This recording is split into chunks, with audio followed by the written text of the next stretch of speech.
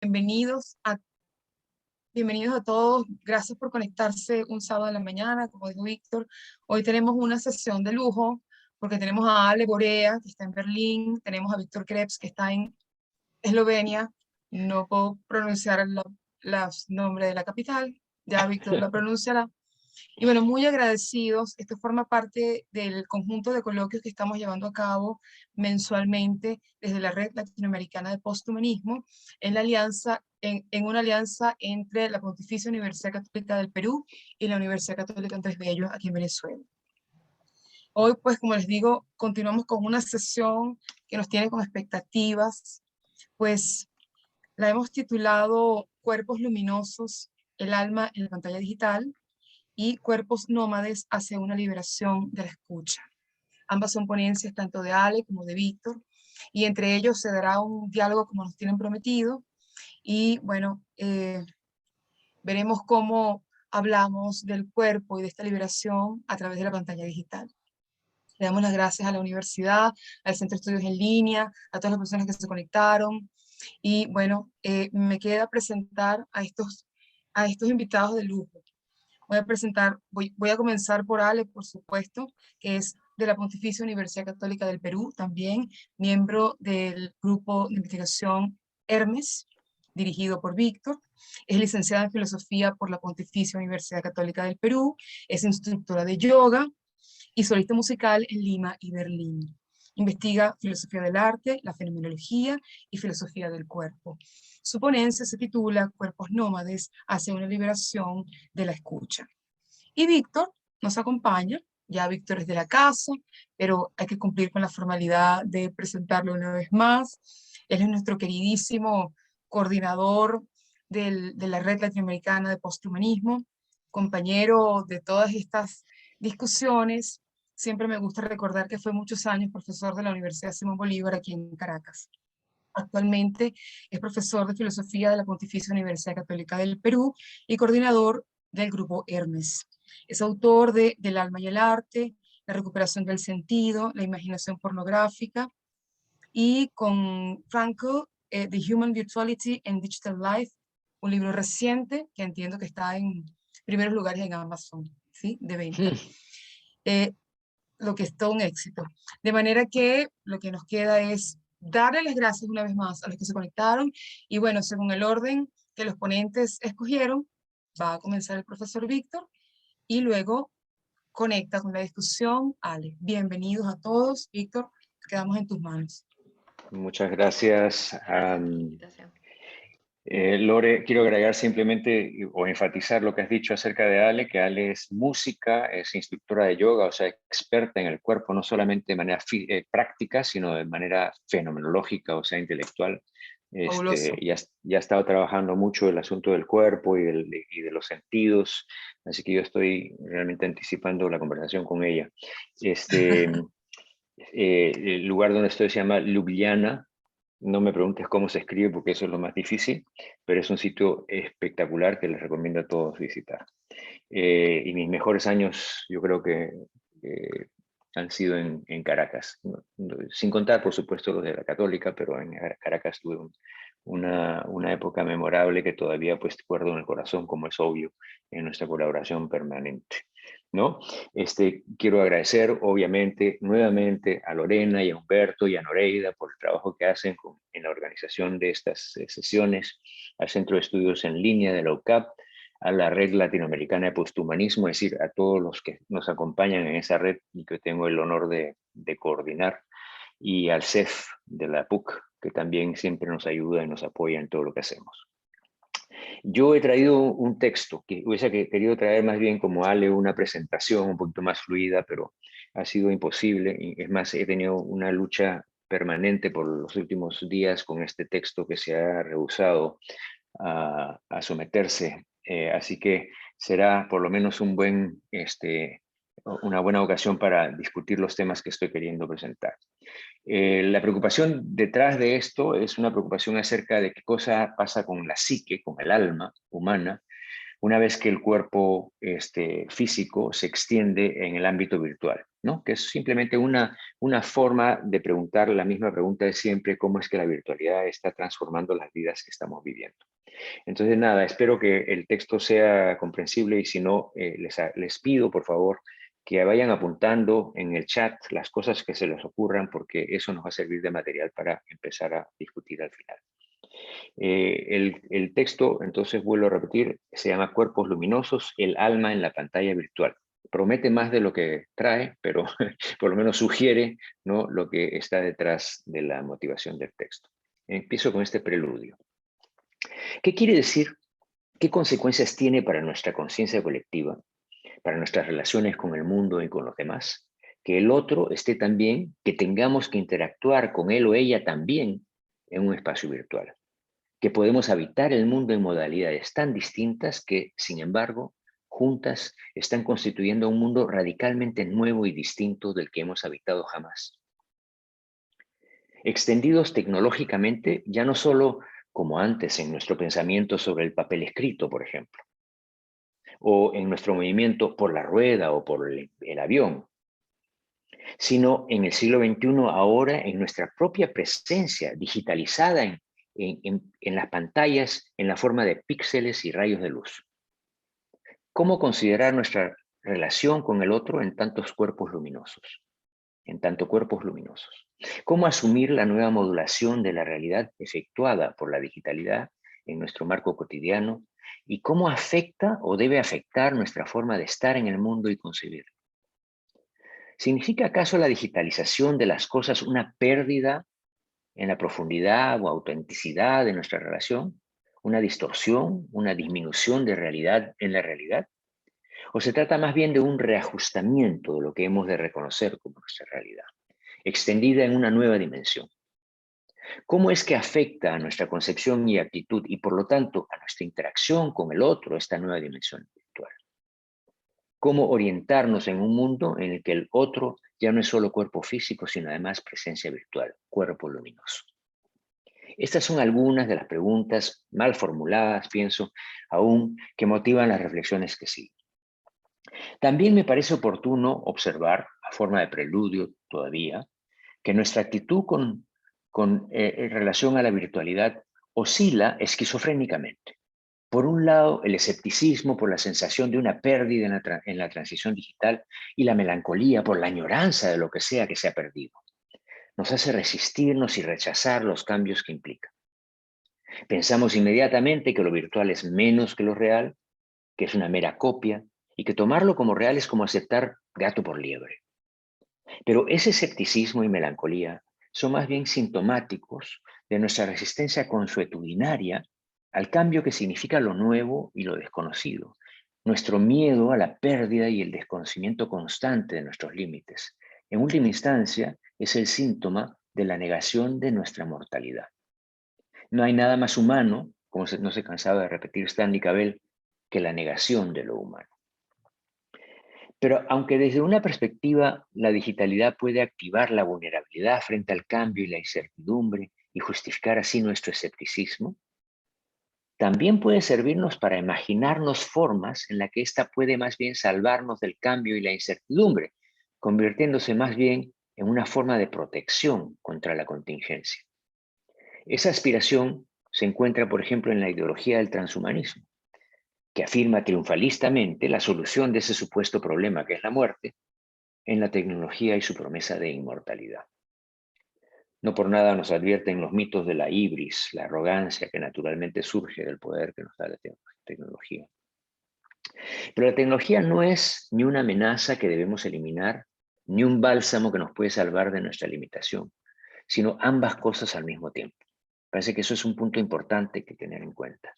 La historia del ser humano es la historia de cómo se ha actualizado sus posibilidades gracias a las extensiones artificialmente diseñadas que lo han hecho cada vez más poderoso. Pero en su afán de permanencia, reacciona inconscientemente contra el aspecto descentrador y subversivo de la tecnología, que también es necesario considerar y acoger para lograr un balance entre ambas potencias.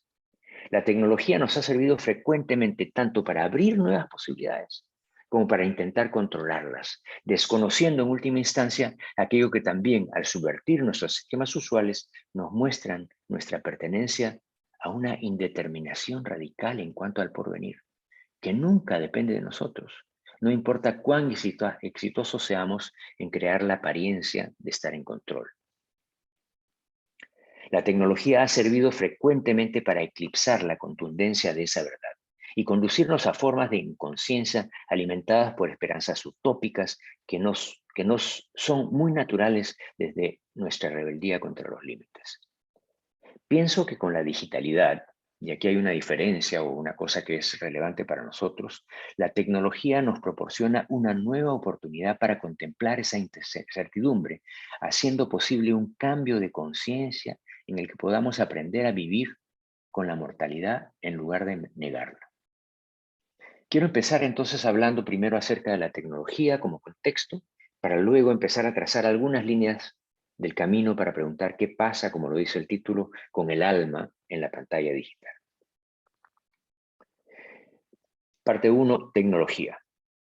Epígrafe, no hay angustia más sublime que el tiempo, de Rodrigo Luque, de una poesía que se llama Física.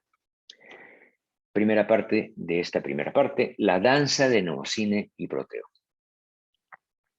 Pensemos en extensiones tecnológicas que han marcado la historia de la conciencia humana, tales como la escritura, que al permitirnos pensar sobre una superficie material, hizo de nuestros pensamientos algo permanente y compartible más allá de nuestra propia mente.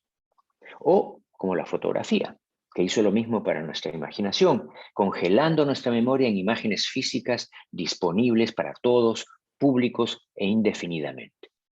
Y el cine, que nos enseñó a ver la temporalidad de la existencia en la que vivimos sumergidos como tiempo en movimiento sobre una gran pantalla, desdoblándose así, o desdoblándonos así, desde afuera del tiempo en el que somos y colectivamente, es decir, ya como especie, haciéndonos conscientes de él de una manera diferente, como el pez que de pronto viese el agua en la que vive. Cada una de esas tecnologías nos extendió, moduló las posibilidades de nuestra especie en nuevas configuraciones con las que hemos ido evolucionando a través de las épocas.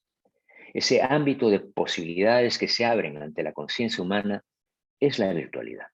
La virtualidad digital no es sino la más reciente modulación tecnológica de esa virtualidad humana, presente en las infinitas posibilidades que se nos abren en la mente, más allá de la experiencia presente.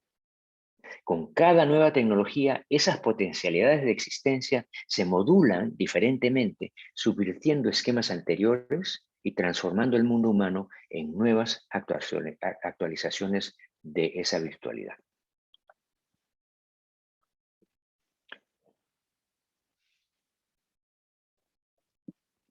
La historia de nuestra especie está signada por momentos como el que estamos viviendo ahora, en los que nuestras extensiones tecnológicas abren nuevas posibilidades y transforman radicalmente nuestra experiencia.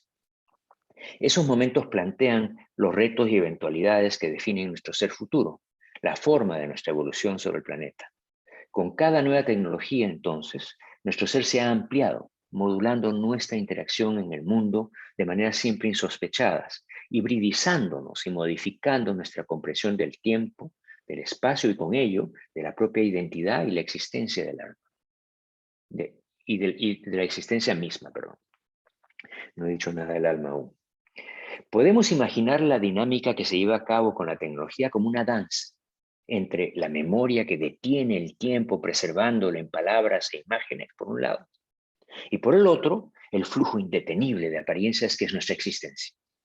Una danza, en otras palabras, entre Mnemosine, la diosa de la memoria, y Proteo, el volátil dios del mar, de quien se dice, y esto me parece que es bien interesante, que mutaba su forma constantemente para no tener que vaticinar el futuro, para no tener que comprometerse con ningún porvenir definido.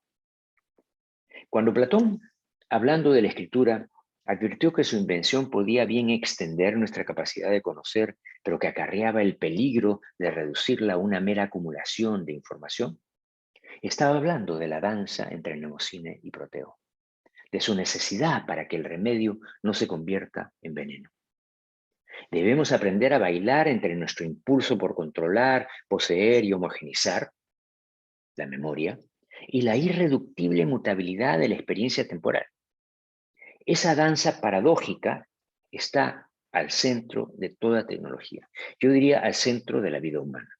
Pero eso no es otra cosa que decir que la tecnología está al centro de la vida humana. Aunque la escritura extendía nuestro conocimiento, también amenazaba con eliminar la labor interna de reflexión e integración vivencial de la experiencia que Platón llamaba el trabajo de la memoria, que transforma la mera información en sabiduría y conocimiento, que vincula las experiencias que tenemos con nuestras experiencias pasadas y les dan un sentido personal y profundo. Lo que estaba señalando Platón es que la tecnología en general es un fármaco, que es el nombre que los griegos le daban a todo aquello que es al mismo tiempo remedio y veneno. Es solo en la danza entre Mnemosina y Proteo, cuando es armónica y balanceada, que ese fármaco no se vuelve tóxico. A pesar del justificado temor platónico por la nueva invención, al final la escritura, en el transcurrir de la historia, remoduló y terminó ampliando las formas mediante las cuales ella misma se vuelve, por el contrario, un medio de profunda reflexión, donde el trabajo de la memoria es intensificado en las nuevas modulaciones de pensamiento, la novela, la poesía, que hace posible la palabra escrita. En esa renovada danza entre Mnemosina y Proteo es que se forja la conciencia moderna, la conciencia escribal moderna. Igual como la escritura instituyó entonces una nueva modulación que transformó la pérdida que Platón veía en la escritura en la nueva conciencia escribal moderna, estamos viviendo ahora con la digitalidad una remodulación semejante de nuestra conciencia contemporánea. Reconocer los cambios constitutivos que están ocurriendo en nuestras formas de pensar, ya como evidentes procesos actuales que se hace indispensable considerar hacia una nueva actitud y postura frente al mundo, es una tarea que podemos bien identificar con lo posthumano. Parte 2, virtualidad.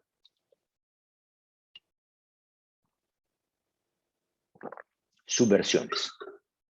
Ahora sí, con ese contexto y pensando en cómo con cada nueva tecnología van cambiando los esquemas y mutando nuestras coordenadas existenciales, quisiera que empezamos a pensar sobre cómo la digitalización de nuestra presencia física subvierte las categorías de la experiencia a la que hemos estado acostumbrados y nos está obligando a una reconceptualización de la presencia y sus sentidos.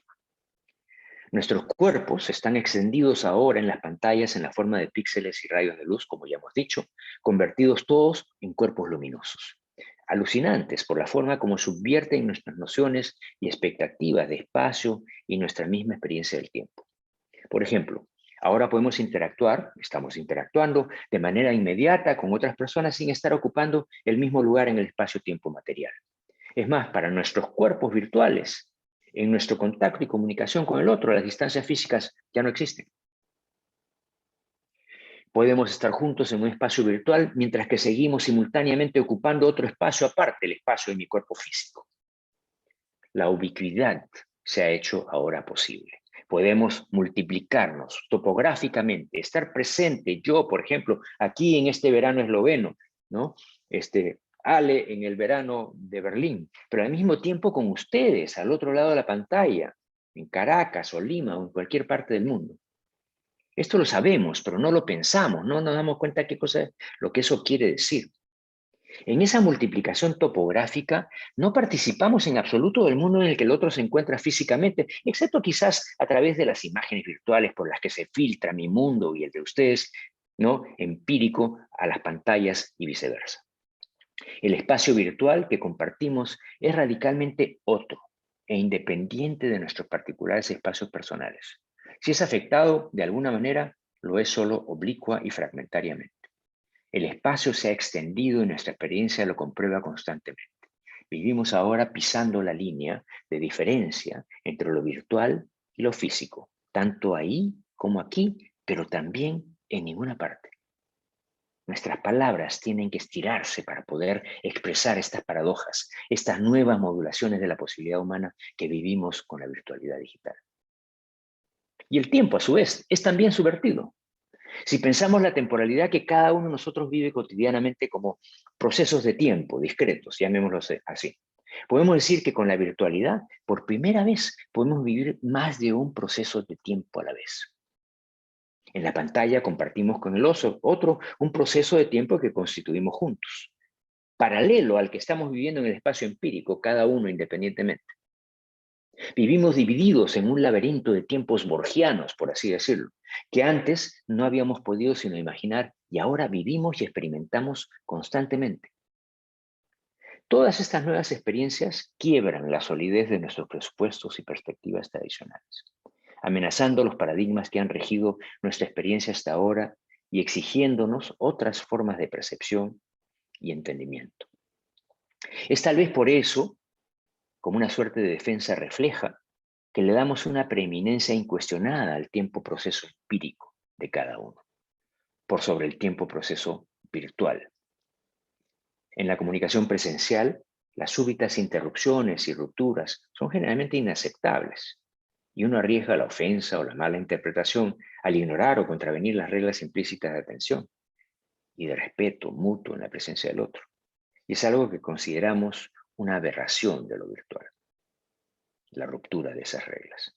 Pero no es una aberración, sino solo la evidencia de que comienzan a regir otras importancias en lo virtual que hacen obsoletas a las jerarquías establecidas por el paradigma tradicional, que se desmoronan y pierden vigencia ante esta especie de nuevo orden. Estas subversiones del tiempo y del espacio, la digitalidad nos obliga a romper con nuestra habitual esquematización y a prestarle atención a las circunstancias de acuerdo a sus propias exigencias, a medida que aparecen, demandando una apertura a lo imprevisto y lo desconocido, adaptándose como Proteo a todo cambio a fin de atenerse a lo que está ocurriendo en la danza en el presente sin necesidad de prever ningún futuro. Pero lo que se hace evidente en esa tan natural jerarquía de importancias que pretende subordinar el tiempo proceso compartido con el otro en la virtualidad, al tiempo proceso de nuestra existencia física. Es el rechazo visceral a lo que vemos como una pérdida en lo virtual, que no estamos dispuestos a aceptar. Pero aunque nos parezca totalmente razonable considerar lo virtual como algo secundario a lo físico, menos real que la realidad, no solo es que empieza a no cuadrar esa jerarquía con la realidad que estamos viviendo, cada vez más híbrida, sino que además nos cegamos al hecho de que no está en competencia lo real y lo virtual, sino que la realidad se ha ampliado en nuestra conciencia con la dimensión virtual al haberse actualizado esta en el espacio digital. Es sobre una conciencia de la naturaleza de esa ampliación en nuestra vida digital que podemos reformular nuestro cuestionamiento acerca de lo que significa la virtualización de la presencia y la interacción con el otro. Segunda parte de la segunda parte, aura y pantalla digital. Pienso que esa sensación de pérdida de realidad en lo virtual puede verse a la luz de lo que Walter Benjamin observó a principios del siglo pasado sobre la relación entre la tecnología y la obra de arte. Al extender la vida del objeto, ahora, no pretendo que esta analogía sea clara porque, o sea, a medida que más me he metido en ella, más compleja se me ha hecho y más difícil se me ha hecho encontrar las hebras que hay que separar. Así que espero que la discusión ayude un poco en eso. Al extender la vida del objeto del arte mediante la reproducción mecánica, decía, la técnica transfiere al objeto a una materia despojada de la huella de tiempo que es responsable de la singularidad de cada cosa en el espacio, despojada de lo que Benjamin llamó su aura.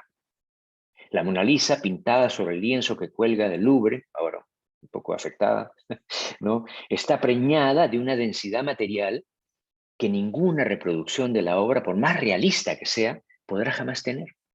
El aura de la Mona Lisa está inextricablemente ligada a su materialidad. Entonces la pregunta es, ¿hay aura en lo digital?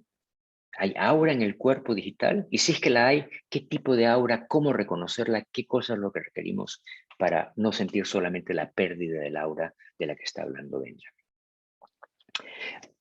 Al acusar a la reproducción técnica de triturar el aura del objeto del arte, Benjamin estaba expresando una intuición acerca de la modulación técnica semejante a la que se evidencia en nuestra actitud y comportamiento frente a la interacción virtual.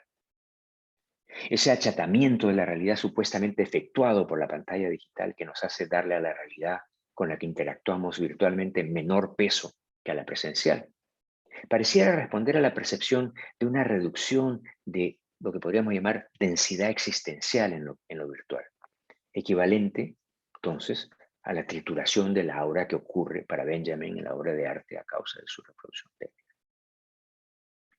Y es que en la imagen digital de la persona sobre la pantalla digital, en la imagen de la persona sobre la pantalla digital, no tenemos la misma evidencia en nuestros sentidos empíricos. No captamos, como lo hacemos en la presencialidad empírica, la vibración física del cuerpo del otro, que se nos hace presente en el olfato y el tacto, no solo a través de la vista y el oído, que en la pantalla, a través de modulaciones, simulacros, virtualizaciones digitales, ya no nos dan seguridad acerca de qué contar como evidencia de la singularidad de ese cuerpo. En la digitalidad es demasiado fácil engañar, perdemos la clara distinción entre lo que es y lo que aparenta ser, una distinción tan crucial en nuestra percepción del otro. Pero tal vez, en el espacio especular de lo virtual, esas pérdidas adquieren otros sentidos de lo que significan en la realidad empírica. Y quizás sea eso lo que debemos aprender a leer, a detectar, a discernir. Pedirle a lo virtual lo que siempre hemos esperado de lo empírico es desconocer la radical transformación que implica la subversión del espacio y el tiempo de lo virtual. Tal vez sea otra suma la que debemos efectuar en nuestra interacción con la presencia virtual que la que hemos aprendido a realizar en nuestra realidad predigital, sobre todo una vez que consideramos la naturaleza farmacológica de la tecnología y la necesidad de continuar la danza de Mnemosine y Proteo. Una semejante reflexión es la que puede propiciar también el fenómeno de la posverdad, que desde una perspectiva tradicional significa una hecatombe, pero que desde otra perspectiva puede simplemente ser una abrupta irrupción de nuevos elementos que constituirán otro paradigma de la comunicación y la coexistencia de la que ha regido nuestra existencia hasta este momento. En todo caso, sería algo más complejo que la mera devaluación de la verdad. Quizás sea además un nuevo fenómeno que pone en cuestión precisamente el presupuesto moral que hace de la verdad un valor indispensable y de su pérdida una catástrofe.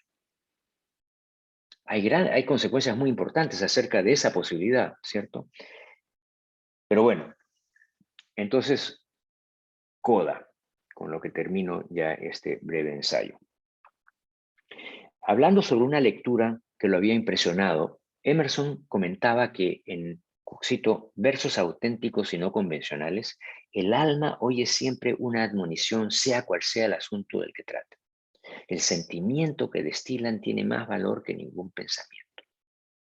Ese sentimiento se manifiesta más allá del contenido de las palabras y expresa lo que Emerson llama el genio, que muchas veces oculta o es reprimido detrás de lo que decimos. Bueno, al subvertir la verdad e imponer la posverdad, al reenfocar nuestra atención más acá de las verdades impuestas, el nuevo medio digital podría estar abriéndole un lugar más amplio del que nos ha sido posible, más abierto y libre a la espontaneidad y la sensibilidad del que nos ha sido posible hasta hoy. Lo digital está inaugurando ámbitos de experiencia y comunicación que solo estamos empezando a comprender. Se están reconfigurando radicalmente nuestras psicologías y desplazando el eje en torno al cual se ha construido nuestro mundo. Mi relación con el otro se mide y calibra ahora según criterios muy diferentes también a los que rigen los encuentros cara a cara. Ahora somos, a veces, una imagen plana en la pantalla y las diversas modulaciones a través de las cuales el otro puede hacerse presente ante nosotros reconfiguran cualquier sensación que pudiéramos tener anteriormente de alteridad, de estar con alguien o incluso estar simplemente ahí en el mundo. Esta nueva forma de ser y estar juntos no solo no depende de las coordenadas espacio-temporales que siempre han regido nuestra experiencia, sino que el propio mundo que habitamos adquiere nuevos horizontes y se abre a dimensiones aún no vistas. Para ese propósito, es necesaria la disposición Y a mí me parece que esto es lo central, el cambio de disposición, el cambio de conciencia, a entregarse a la vulnerabilidad que nos permita encontrar desde ella otros caminos para reconocer al otro en su nueva modulación, tal como ese otro se configura entonces en el medio virtual. Bueno, eso es todo lo que he traído para ustedes hoy día. Espero que propicie alguna conversación. Muchas gracias. Muchas gracias, Víctor. Bueno, después de esta ponencia maravillosa que, su- bueno, sobrepasó las expectativas, yo les invito a que sus inquietudes o preguntas las vayan planteando por el chat para que una vez que Ale intervenga, tengamos entre todos una discusión, ¿sí? Para dejarla al final. Sin embargo, insisto, eh, me gustaría mucho que las fueran dejando en el chat para al final traerlas para la discusión. Bueno, Ale, quedamos en tus manos. Bienvenida con tu presentación. Y bueno, iniciemos entonces o continuemos este diálogo. Bueno, primero que nada, muchísimas gracias por la invitación, Lorena, Noreida, Joana y Humberto. Gracias al Centro de Estudios en Línea de la UCAP, gracias al CEF de la PUC y al Centro de Estudios Latinoamericanos de la Red de Poshumanismo. Eh, sobre todo gracias a Víctor por la maravillosa ponencia, porque realmente me hace recordar a cuando yo llevaba clases con él, y siempre son muy inspiradoras las ponencias de Víctor, y la manera en la que lo cuenta eh, realmente me motiva mucho y me da más ganas de presentar lo que yo les traigo, que es un formato un poco distinto, porque no he elaborado un texto, lo cual tiene, como todo fármaco, tiene su pro y su contra. Quizás me entrever un poco, pero bueno, ahí estamos para el diálogo porque justamente estamos hablando de posthumanismo y eso implica también darle espacio a este proceso de desenvolvimiento o el desarrollo natural de los pensamientos, los discursos, los diálogos y los intercambios, ¿no? Entonces, bueno, yo voy a compartir una presentación. Eh, Ahí la comparto. Sí, es un poco egocéntrica la primera parte, pero es el flyer del evento, así que bueno, ahí lo copiaba para situarnos en el evento. Mi ponencia se llama Cuerpos Nómades hacia una liberación de la escucha, y bueno, les comparto que es, digamos, ciertas ideas que me han surgido últimamente a través de los años que he estado trabajando en mi maestría para la PUC, que es sobre fenomenología de la escucha. El tema que me interesa más es la escucha, ¿no? Y bueno, estas ideas se han ido desarrollando y siguen en proceso, más allá de que la tesis ya la debo entregar pronto. No, ya está entregada, debo defenderla pronto. Pero creo que justamente como es la labor filosófica, no empieza ni termina con un programa, con una carrera, sino más bien es una tarea y un ejercicio constante de lectura, de revisión y de crecimiento personal a través del vínculo con las otras personas y con los otros seres, ¿no? Entonces, bueno, también me gustaría que en cualquier momento, o bueno, para tener un poco de orden, que hacia el final me puedan hacer comentarios, preguntas y podamos conversar y abrir este debate. Bueno, entonces comienzo. Eh, para mí era muy importante señalar un poquito qué es el humanismo, si estamos hablando de posthumanismo. Quiero pasar muy rápidamente por esto, porque cuando les comentaba a mis amigos que iba a hacer esta ponencia, ¿no? La palabra posthumanismo sonaba como algo muy loco, ¿no? Y bueno, quería simplemente establecer ciertos principios básicos de cómo voy entendiendo lo que es el humanismo y cómo poder hablar de una escucha posthumana, ¿no? Entonces, para mí era muy relevante pensar también a partir del el curso de Víctor qué es lo propiamente humano, ¿no? Aner, en griego, es hombre, designa al hombre, y el antropocentrismo, que es, digamos, un paradigma, un modelo de comprensión del mundo, de las relaciones, se ancla en el término anthropos, y anthropos es justamente el genitivo pues, del término aner, que es hombre. Entonces, básicamente, anthropos designa lo que es del hombre, posiciona al hombre en el centro de las cosas, como medida de todas las cosas. Y claro, evidentemente este concepto griego también se ancla en un contexto en donde ¿quién es el hombre? El hombre es el ciudadano griego con ciertas características que son absolutamente excluyentes de todo lo que no es hombre, ¿no? Entonces tenemos este modelo de definición que es clásico de Aristóteles, en donde tenemos la pertenencia a un género y la diferencia específica, ¿no?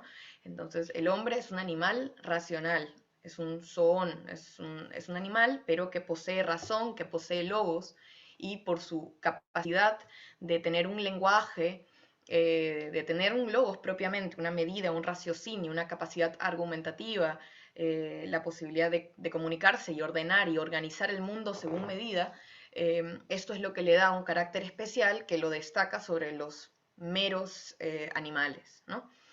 Sin embargo, también en este contexto griego, pues todo aquello que es lo humano excluye lo no humano, y en esto no humano están los no ciudadanos, están las mujeres, están los llamados bárbaros, ¿no? Que eran los no poseedores de logos.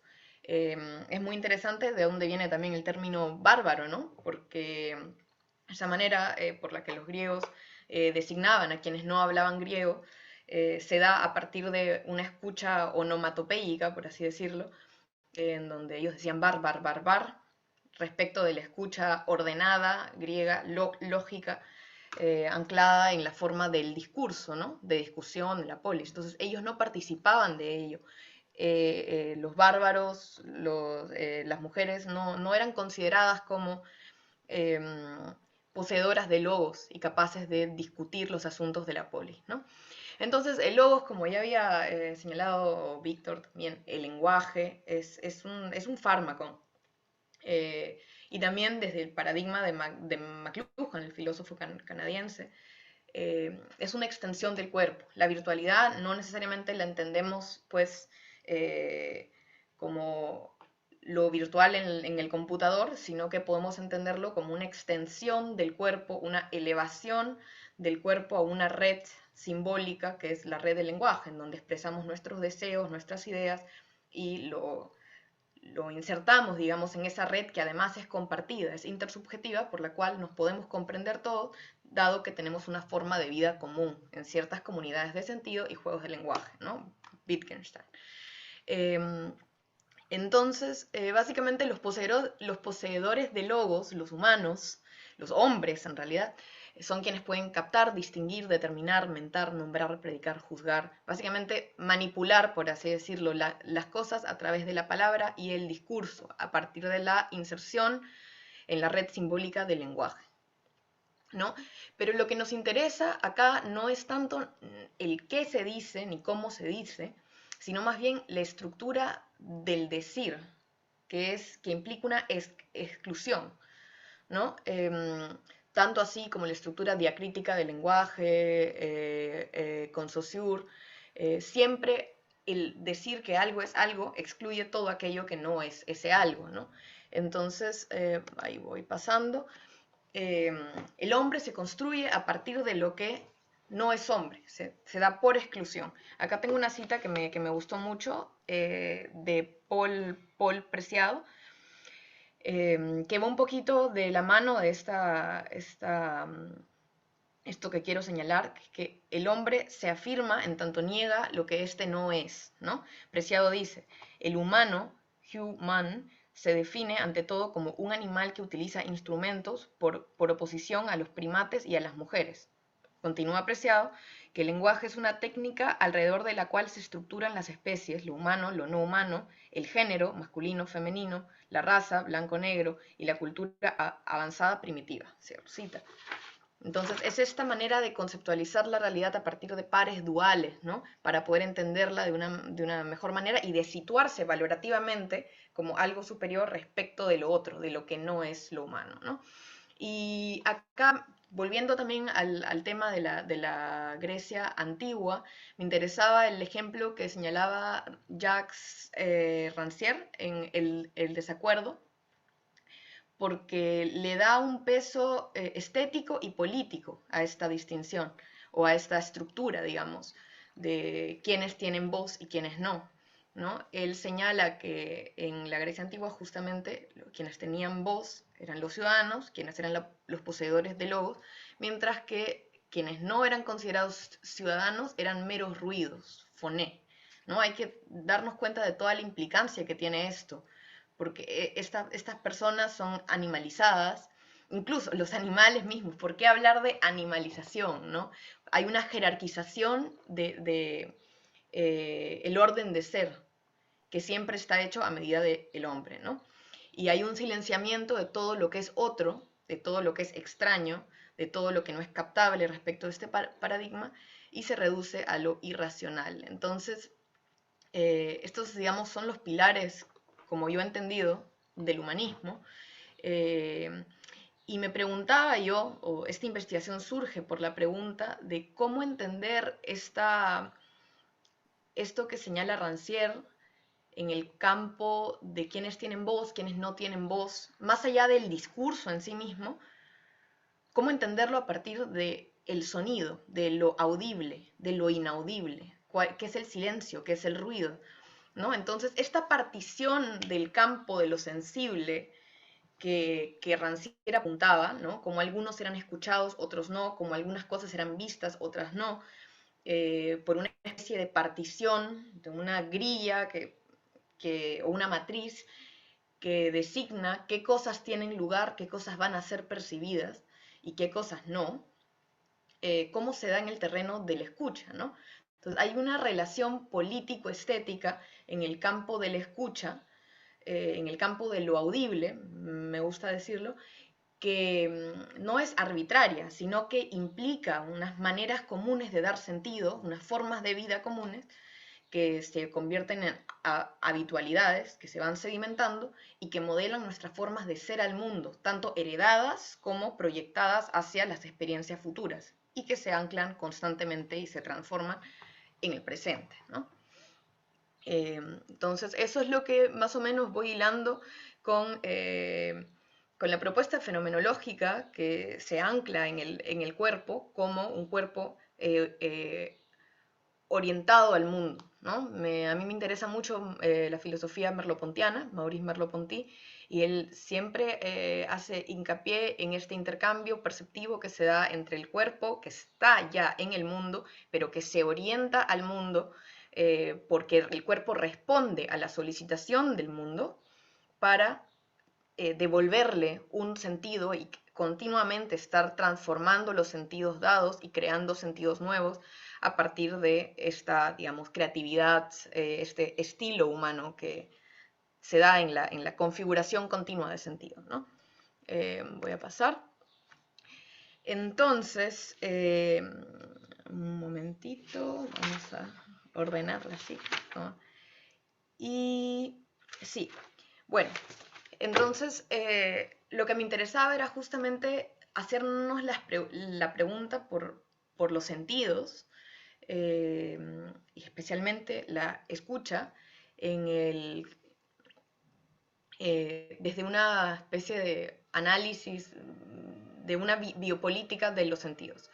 En primer lugar, encontré pues un concepto que es central para lo que estoy trabajando, que es el ocularcentrismo, y que se despliega como consecuencia de una taxonomía de los sentidos que es tomada de Aristóteles en De Anima, que es que todos tenemos este esquema de los 5 sentidos, ¿no? Vista, olfato, oído, gusto y tacto, perdón. Y a partir de esos 5 sentidos que se conciben como campos estancos, en donde tenemos ciertas cualidades que cada uno de ellos percibe, ¿no? Los colores para la vista, ¿no? Los sonidos para los oídos, ¿no? Etcétera. Se va organizando la experiencia en estos campos estancos. Esta es nuestra, digamos, la aproximación clásica de pensar los 5 sentidos y nuestra manera de ser al mundo desde este paradigma bastante cuadriculado, ¿no? Ahora, hay una cita de McLuhan que me parece también bastante interesante, que es que esta partición de los sentidos concebida como campos separados no siempre se dio de esa manera. Acá cito, las modalidades, cada una de las modalidades sensoriales es una preferencia sensorial de la cultura. Es la base sobre la cual reconoce su propia percepción de la cordura. El sensorio del hombre, o base del equilibrio perceptivo, en este sentido, ha estado desviado.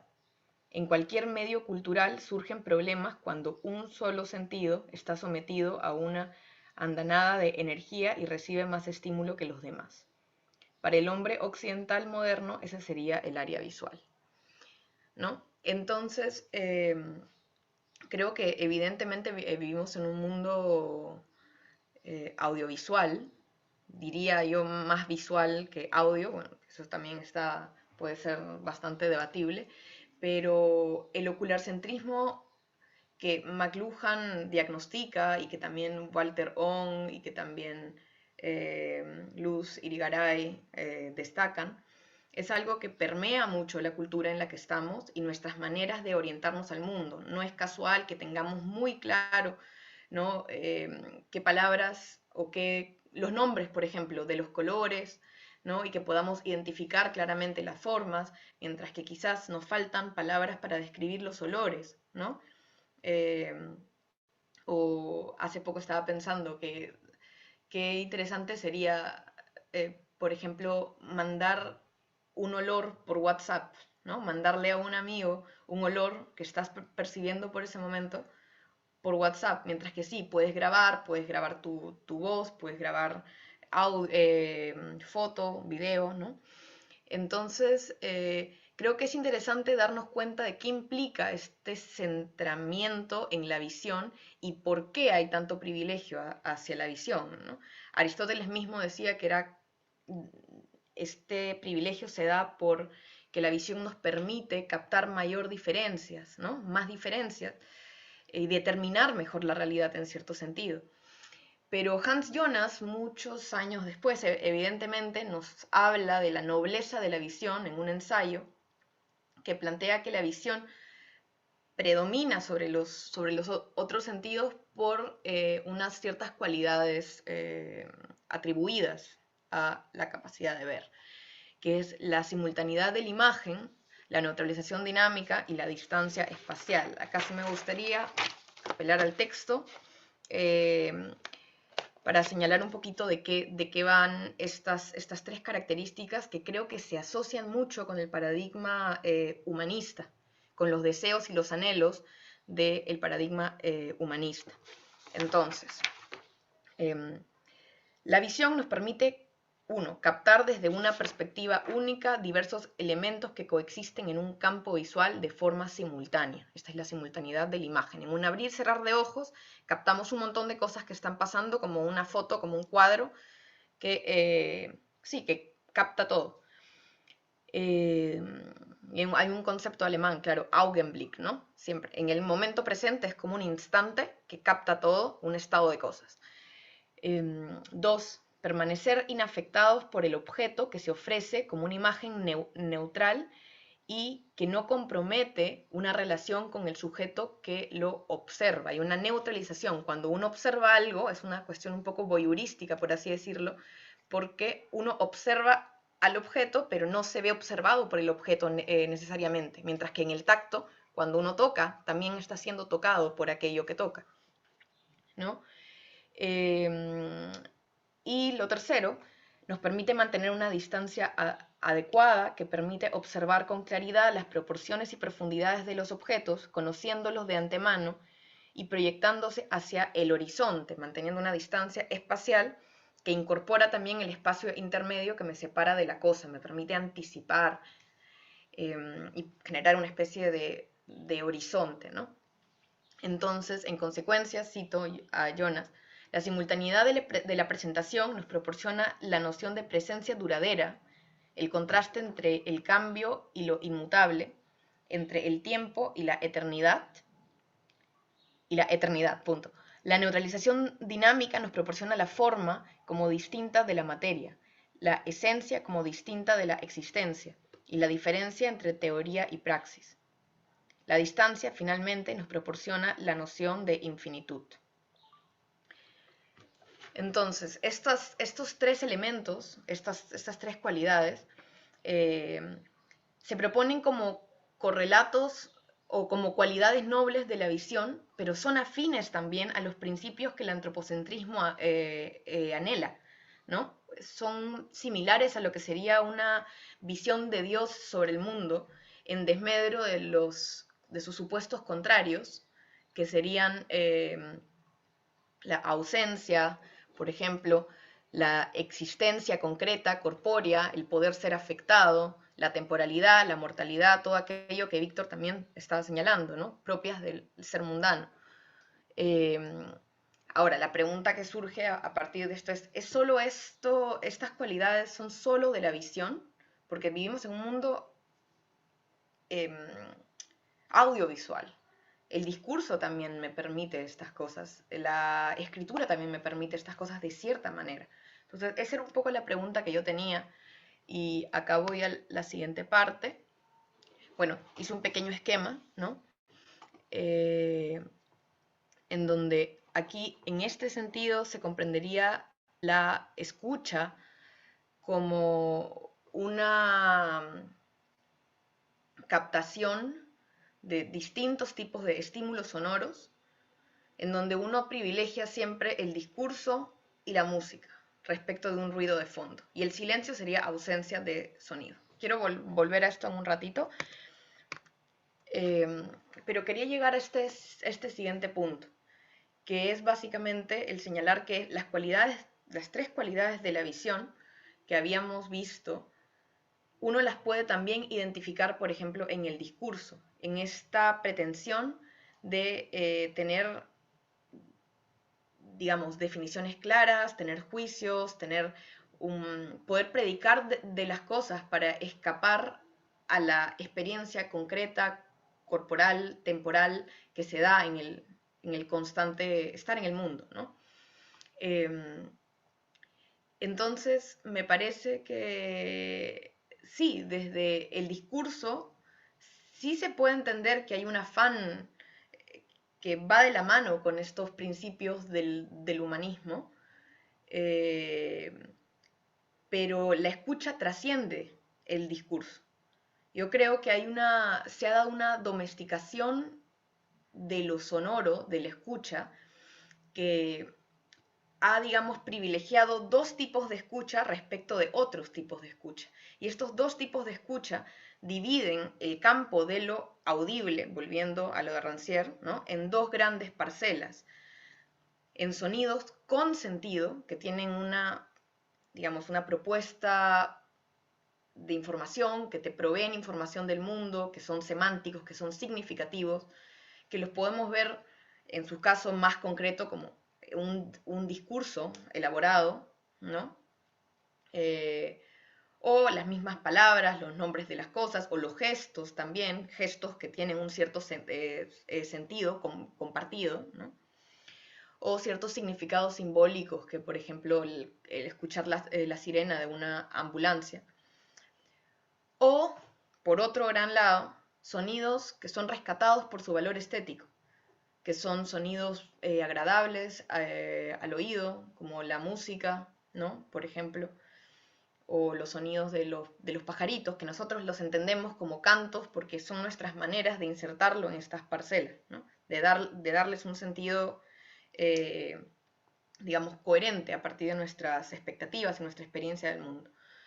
Entonces, todo aquello que escapa este campo es lo que no vale la pena de ser oído, en cierto sentido. Son aquellos sonidos que ni siquiera son entendidos como sonidos, sino que son comprendidos como ruidos, que no aportan ningún contenido informacional, por así decirlo, y que no son estéticos, ¿no?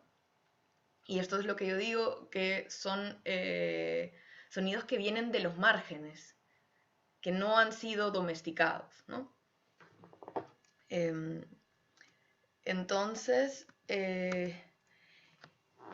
bueno, no sé cuánto tiempo me queda, no puedo ver, pero quería cerrar o ir al punto con la siguiente apreciación, con el esquema, mientras que una escucha, digamos, tradicional, anclada en esta domesticación que privilegia el discurso y la música, los sonidos ordenados de una cierta forma respecto de todos aquellos ruiditos de fondo y que concibe el silencio como la ausencia absoluta de sonido, puede ser una escucha posible, pero hay muchas más escuchas, como los juegos de lenguaje de Wittgenstein, ¿no? Creo que hay muchas más formas de dirigirnos al mundo que nos pueden permitir darnos cuenta de nuestra corporalidad de una forma distinta, como por ejemplo la escucha que propongo, digamos, una escucha que investiga su propio ser temporal y su propio ser envolvente, una escucha que reconoce que todos los eventos sonoros no son objetos sedimentados que uno puede controlar. La música no está en el disco. La experiencia de la música o la experiencia de escuchar una sirena en la ambulancia o la experiencia de escuchar el ruido de la calle es un evento sonoro. Entonces, todos estos eventos están se están poniendo de manera conjunta y vamos experimentando nuestro día a día como un conjunto de eventos sonoros de los cuales participamos también nosotros, con nuestros propios sonidos, con nuestras interacciones y con nuestra manera de dirigirnos hacia el mundo y destacar ciertos sonidos sobre otros. Estamos continuamente elaborando paisajes sonoros y aportando a los paisajes sonoros de otros, ¿no? Y al mismo tiempo estamos inmersos en un paisaje sonoro, la escucha es envolvente, no podemos cerrar los oídos como si cerramos los ojos. Entonces, estamos constantemente inscritos en un mundo audible que nos lanza a abrirnos al otro, a escucharlo y a tener una disposición para con los sonidos que no meramente privilegie lo que es discursivo, informacional o lo que es estéticamente bello, sino que reconozca en aquellos ruidos marginales potencias para repensar este momento contemporáneo filosófico tan fértil que es el posthumanismo. ¿Por qué? Porque justamente este tipo de escucha nos permite traer al panorama o poner sobre la mesa cómo pensar la temporalidad a través de que toda la escucha se da en una duración, no hay sonido que no se dé en duración y no hay sonido que no te llame a experimentarlo durante un proceso determinado y no hay escucha que no se dé en un sentir espacializado, por así decirlo, porque la escucha te envuelve y te coloca inmerso en un universo sonoro. Entonces creo que estas dos cualidades nos permiten plantearnos muchas más preguntas sobre en qué medida la escucha es un campo fértil de investigación para el paradigma posthumano o para este momento que nos abre tantos campos de investigación. Podemos pensar en cómo, cómo los cuerpos oyentes emergen en el campo de lo audible y cómo los sonidos son actantes, cómo actúan respecto de nuestras pasiones, de nuestras emociones, de las relaciones entre cosas. Y creo, bueno, y esto quizás ya me estoy yendo del tiempo, pero creo que hay ciertos mitos griegos que vale la pena revisar, en donde quizás se ha privilegiado pues solo un lado de la historia, ¿no? Tenemos, bueno, esto no es un mito, pero en la República de Platón, Platón señala la, que la pedagogía en la polis debe ser digamos, revisada para que ciertos modos musicales no sean enseñados, porque estos tienen, qué sé yo, había dicho, promovían afecciones feminizantes en contraste con lo valeroso y etcétera, que quería fomentar en los varones de la polis ideal, ¿no? Y tenía un miedo a que haya esta exaltación de las pasiones que también va de la mano con el mito que el mismo Platón trae, que es el de Marcias y Apolo, en donde Apolo con la lira le gana un concurso a Marcias, Marcias lo reta a Apolo por la hibris, lo reta a competir musicalmente, y Marcias tiene su doble flauta y Apolo tiene la lira, y parece que Marcias iba ganando, pero cuando Apolo se da cuenta de que Marcias no puede cantar, no tiene el poder del discurso por sobre la música, Apolo canta, ordenando así la música caótica y el estado de éxtasis que Marcias había traído, y lo va ordenando, lo va domesticando, y Marcias pierde finalmente. Los jueces que iban a dar por ganadora a Marcias son condenados a tener orejas de burro, y Marcias es desollado básicamente por su hibris, ¿no? Platón señalaba que la música con letra es superior a la música sin letra, ¿no? La música con un discurso, ¿no? Digamos, la poesía, ¿no? Y bueno, también tenemos el caso de las sirenas y Ulises, que siempre, Odiseo, que siempre se habla de Odiseo y su deseo de oír a las sirenas, pero se amarra al mástil. Pero ¿por qué no pensar en la figura de las sirenas? O en Eco y Narciso, que siempre hablamos de Narciso obsesionado con su reflejo, pero que busca su autoconstitución, digamos, porque se descentra de sí mismo, se enamora de sí mismo, pero Eco está tratando de conectar con Narciso.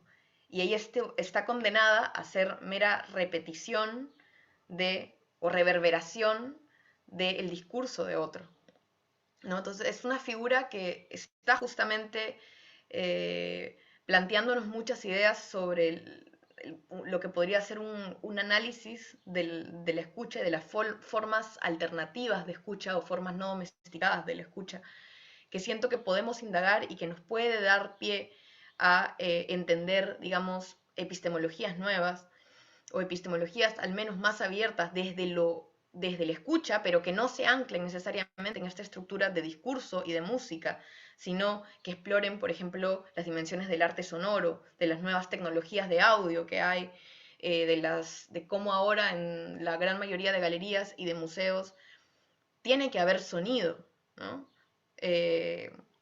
Y pues nada, creo que hay muchas cosas que están ahí dando vueltas, pero me parece que básicamente eso, no sé si me ha pasado el tiempo o si estoy justa con el tiempo, pero creo que básicamente hay una tarea por delante, ¿no? Y eso es lo que me gustaría señalar.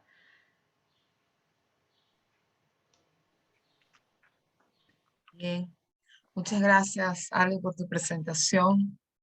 Ah, voy a cerrar acá. Muchísimas Ok, gracias. muchas gracias. Bueno, los invito una vez más a que nos dejen sus inquietudes por el chat, ya tenemos algunas. Antes de su lectura, Víctor, no sé si tú quisieras empalmar el diálogo con Ale Sí, o, claro, claro, claro. Hay o, varias cosas que ha dicho. ok, O, o o, yo puedo iniciar con una pregunta o con un bueno, comentario. como usted prefiera, doctora Rojas. Bueno, bueno, muy agradecida por la intervención de ambos. Y bueno, creo que Humberto todavía no tiene acceso al audio, de manera que esto que voy a plantear ahora responde un poco, es simplemente un planteamiento para que discutamos, ¿no? Entre todos. Eh, Responde a nuestro trabajo en la universidad y a nuestras discusiones. Y me refiero a las que llevamos Humberto y yo a cabo, ¿no? Y entre otras cosas, pensando sobre la virtualidad, explorábamos esta visión de McLuhan que ambos han mencionado, y Víctor tú especialmente, de la virtualidad y de todos estos medios como una, bueno, de la tecnología, como una extensión de nosotros, ¿no? Víctor, tú hablabas del cuerpo extendido ahora en píxeles, ¿no? Estamos en todos estos lugares tal y como ambos lo han dicho, ¿no? Ahora bien, si es una extensión de lo humano, si seguimos siendo nosotros de alguna manera, como me decía Humberto, nosotros en el espacio, nosotros, quiero decir, en el cosmos, con nuestras posibilidades, si somos nosotros ahora mismo fuera, como tú decías, Víctor, del espacio, del ámbito espacio-temporal material, no seguimos de alguna manera anclados en el humanismo, solo que extendido, solo que repensado. Esto no chocaría, se me ocurre pensar, yo no lo tengo claro, ¿no? En esto que se llama o se plantea como neo-humanismo. Es decir, no nos planteamos cosas como el proyecto transhumanista, que sí sigue siendo una extensión de, desde la perspectiva iluminista moderna, nosotros estamos pensando otra cosa, pero se me ocurre entonces, ¿no estamos de alguna manera extendiendo nuestras posibilidades? Bueno, de una manera muchísimo más extraordinaria, ¿no? Más plena de pluralidades, de posibilidades a explorar, etcétera, pero no seguimos siendo nosotros de alguna manera el referente. Yo voy a saltar a responder esa pregunta porque he estado justamente pensando sobre lo que decía Ale. Me gusta la idea de la domesticación de los sentidos, la domesticación de la escucha, porque ¿qué quiere decir eso? Quiere decir que la escucha en realidad tiene una naturaleza salvaje, no humana, sino salvaje. Lo humano, de lo humanista, está dentro de esa domesticación. Entonces, y pienso también no solamente en la escucha, Ale, sino también en la visión. O sea, cuando habla Wittgenstein de la visión de aspectos, está hablando de entrenar la vista para ver diferente de lo que, digamos, los criterios racionalistas, ¿no? Los esquemas ya establecidos por una cultura falocéntrica, ¿no? Nos han enseñado a tomar como la única forma. Pero la visión también tiene aspectos, a mí me parece, aureáticos, para llamarlos, místicos, ¿no? Trascendentes, esotéricos. O sea, uno puede ver muchas cosas, ¿no es cierto? O sea, bajo las drogas, el efecto de las drogas, ¿no? La alteración de la conciencia, la realidad se convierte en algo completamente distinto. ¿Qué cosa es lo que eso significa para nuestra percepción del mundo? Para lo que es? Entonces, una de las cosas que yo saco de la ponencia de Ale es que es una característica del humanismo el haber reducido la capacidad de percepción y de conocimiento del ser humano a un rango tan estrecho que desconoce elementos que, bueno, y este es mi argumento, que en la digitalidad comienzan a ser posibles precisamente por la subversión que se está haciendo no tan claramente de esquemas esenciales en nuestra visión del mundo, como por ejemplo son el tiempo y el espacio. No, eso ya inmediatamente requiere de una reconfiguración de nuestra forma de percibir. Y eso ya va más allá del ámbito del humanismo. Por más que, o sea, seamos seres humanos lo que estamos, pero seres humanos que descubrimos que tenemos un aspecto salvaje, un aspecto animal, es un aspecto sensible, que no puede ser reducido a esa identificación. Y a mí me parece que ese es el punto central. El problema del humanismo es su identificación obsesiva con la razón como única facultad de aprehensión del mundo, ¿no? Exacto. Y lo que Ale está diciendo es, bueno, los sentidos, y hay sentidos como Ale en alguna conversación tú me has dicho, o yo lo he traducido así, hay sentidos como lo audiovisual, por ejemplo, la vista y el oído. Están cabalgando entre dos, son como bisagras, ¿no? Porque la escucha que puede ser tan domesticada, igual que la mirada, tienen estas otras potencialidades que cuando se abren hacen que incluso esas facultades nos hagan accesible un mundo que no es el mundo que una visión racionalista, humanista podría reconocer. Que justamente la aparición de ese tipo de realidad es lo que causa el rechazo, ¿no? La denigración, la represión, la marginación de todo aquello que comienza a presentarse como algo nuevo, ¿no? O sea que como respuesta a lo que estás diciendo, me parece que justamente con la idea esta de que lo que está ocasionando esta nueva experiencia virtual es la desintegración o desmembramiento de la forma como hemos concebido nuestra forma de percibir el mundo, es como que la misma naturaleza humana se está abriendo y está adquiriendo formas que son completamente inéditas, ¿no? Y que las resistimos desde nuestra posición de confort y nuestra posición de claridad, pero que esa apertura a la contingencia en el sentido de que es lo mismo que la apertura a la mortalidad, o sea, la apertura a lo desconocido, al límite, al abismo, ¿no? Al fin de las cosas como conocemos, es esencial, ¿no? Y que eso a mí me parece que es la única forma en que el fármaco tecnológico digital va a poder ser un remedio en vez de continuar siendo el veneno que se está convirtiendo.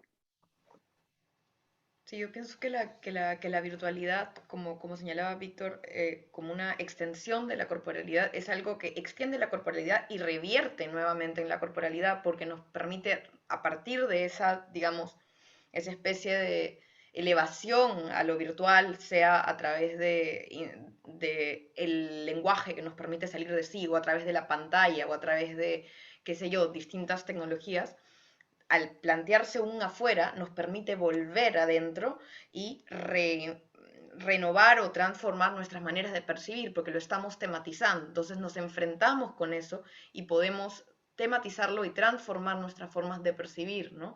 Creo que eso es algo bastante valioso y creo que en este contexto es importante plantearnos esa especie de tarea un poco arqueológica también, de ver cómo se ha ido construyendo nuestra aistesis, nuestras formas de percibir el mundo, para ir rompiendo con eso, porque ahora la tecnología nos permite tener tantas percepciones, o perdón, tantas experiencias perceptivas hasta impensables en términos físicos, ¿no? Con el sonido se puede, como alguien señalaba, o sea, el uso de loop con un pedal de guitarra o de lo que sea, uno puede mantener o grabar un evento sonoro y darle vueltas y darle vueltas y darle vueltas y reproducirlo constantemente y crear capas y puede crear, digamos, la sensación de estar en un, no sé, en un auditorio o debajo del agua, simplemente a partir de tecnología y del uso de efectos y de darnos cuenta de cómo funciona no solo a través de la física, de la ciencia de la acústica, etcétera, pero a partir de nuestras maneras de ser en el mundo y las asociaciones que va disparando y cómo vamos interactuando con eso y en qué contexto lo ponemos y si lo ponemos en una galería, qué implica eso para nuestra percepción, qué reflexiones genera, qué diálogo genera, ¿no?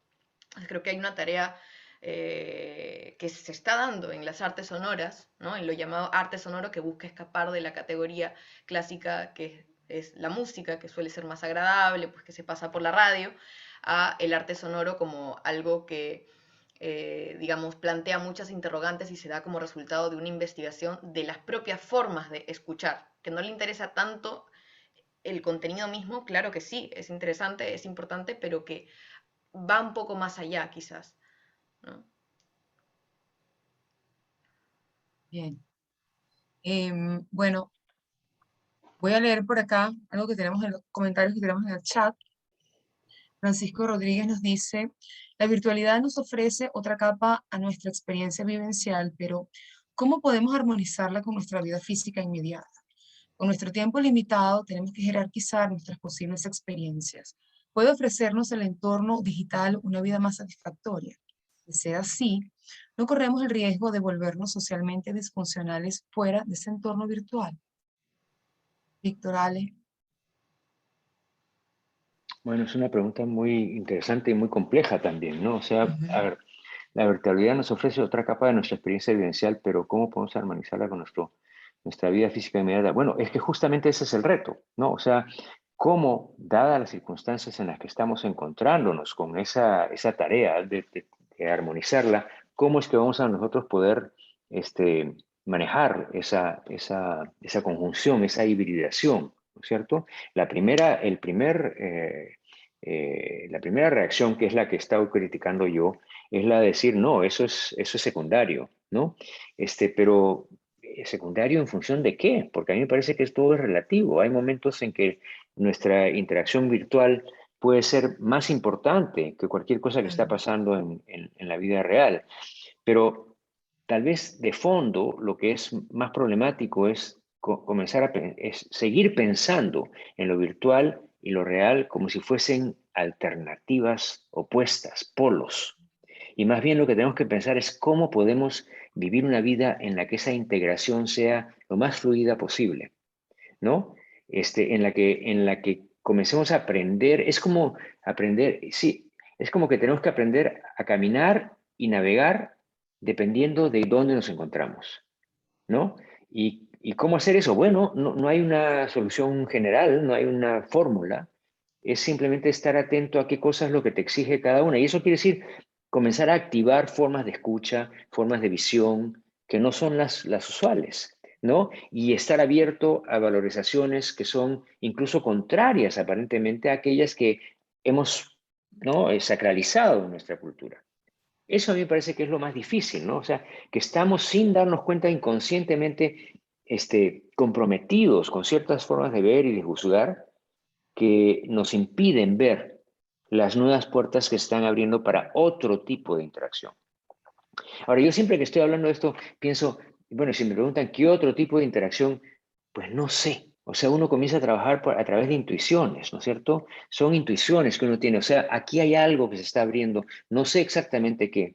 Y tal vez el problema y la tentación más grande es la de cerrar esa puerta porque no va con nada de las categorías que tenemos. Y a mí me parece nuevamente aquí el cambio de actitud, la disposición, la actitud de, ¿cómo decirlo? Keats lo llamaba de la facultad negativa, que es que poder estar frente a algo incomprensible, ¿no? Desconocido, irrepresentable, sin la necesidad de encontrar un concepto que lo cierre.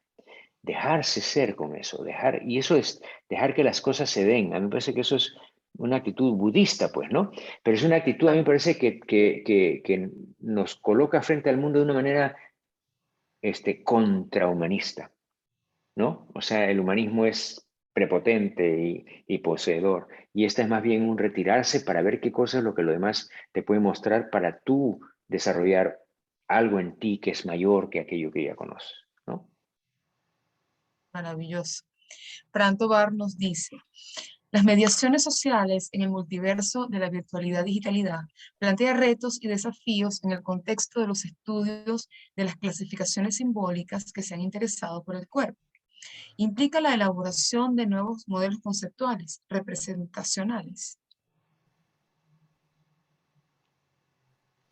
Víctor, Ale. Eh, a ver, quisiera leer de vuelta la... ya. Implica la elaboración. Sí, yo creo que, bueno, representacionales también tiene una carga, ¿no? Esa palabra, pero creo que sí, claro. Implica nuevos modelos, pero que surjan desde el cuerpo que habla. Porque si pensamos en aplicar los conceptos que ya tenemos y seguimos anclados en esos conceptos para tratar de entender la realidad, vamos a seguir cayendo en lo que señalaba Víctor de no considerar los espacios nuevos que se abren y tratar de ¿no? de hacer encajar eh, la experiencia en estos modelos que ya tenemos. Ahora, eso no implica no considerar los modelos o las concepciones del cuerpo que ya han sido dadas quizás por culturas no occidentales, por ejemplo, como profesora de asanas, de posturas, de yoga, yo considero que ahí hay un conocimiento muy profundo, que claro, que ahora el yoga está en todos lados y todo el mundo hace yoga, pero ¿qué hay más allá del mero hacer posturas? A través de las posturas que quizás uno hace y por lo cual uno se acerca a la práctica del yoga, uno empieza a darse cuenta de que sus relaciones con el cuerpo cambia, que su percepción del cuerpo cambia, o quizás también se da cuenta de ciertos, no lo voy a llamar problemas, pero de ciertas particularidades que uno tiene, ¿no? Que necesita quizás orientarse en el espacio de una determinada manera para tener un balance específico en tal postura, en tal otra no, que el lado derecho reacciona distinto que el lado izquierdo, ¿no? Entonces creo que ya que constantemente se han dado intentos o modelos, por así decirlo, quizás no tan estructurados como un modelo tal o modelo cual, pero concepciones del cuerpo que atienden a elementos que no son considerados por la filosofía occidental, digamos, clásica, moderna y el humanismo, que veía el cuerpo como un conjunto un mecanismo de elementos y poleas y el cuerpo como máquina industrial, ¿no? Justamente este tema de Fritz Lang, ¿no? Entonces, O como creo animal que, de carga, que es peor. exacto. Entonces creo que hay que considerar tanto los modelos que ya estaban, pero retomarlos y entenderlos también desde su contexto y también crear nuevos, porque al retomar uno crea. Uno no va a poder, interpretar las, digamos, las enseñanzas del yoga y ser un true yogi acá, ¿no? Creo que siempre uno incorpora ciertos elementos, creo que en una época tan contemporánea y tan secular también uno va incorporando ciertos elementos, por ejemplo, del budismo o del taoísmo o lo que sea, con la ciencia, mucha gente, con la neurociencia, o cada uno va creando su propio, digamos, núcleo de creencias también y maneras de percibir y habitar el mundo a partir de eso, ¿no? Y la apertura creo que es lo que marca ahora, digamos, este momento y las posibilidades que nos da, ¿no? Sí, Francisco Rodríguez también nos pregunta, ¿se puede vivir una vida plena habitando perfectamente en el espacio virtual?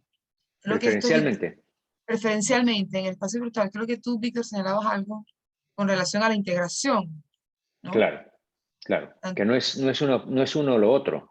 No es uno, Exacto. del momento en que pensamos lo uno o lo otro, no estamos entendiendo lo que está pasando. Lo que está pasando es que la realidad se está ampliando, se está extendiendo.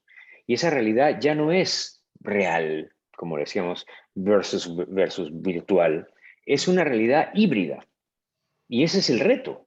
El reto es qué quiere decir vivir una vida plena en una realidad que se está ampliando, de la manera que se está ampliando la realidad virtual.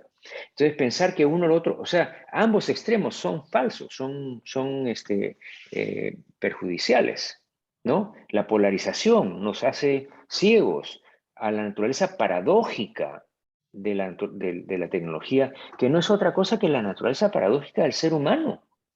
¿No? O sea, por eso es que Ortega y Gasset nos llamaba centauros ontológicos. O sea, somos una paradoja. Somos la conjunción de dos dimensiones que son incompatibles y sin embargo las somos.